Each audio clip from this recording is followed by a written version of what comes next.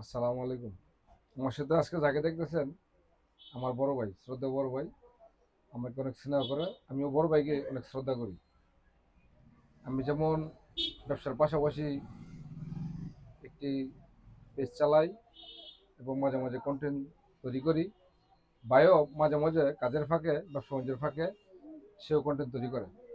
আমাদের দুজনের জন্য সবাই দোয়া করবেন, আমরা যেন দেশ এবং জাতির কল্যাণে কাজ করতে পারি। আর আমার সাথে যাকে দেখতেছেন বড় ভাই, অনেক নম্র এবং ভদ্র মানুষ, অনেক মজার মানুষ। কিন্তু ভাই যদি 1,000 কোটি টাকার মালিক হয়, কিন্তু সে কিন্তু ফকির ফকিরই থাকবে।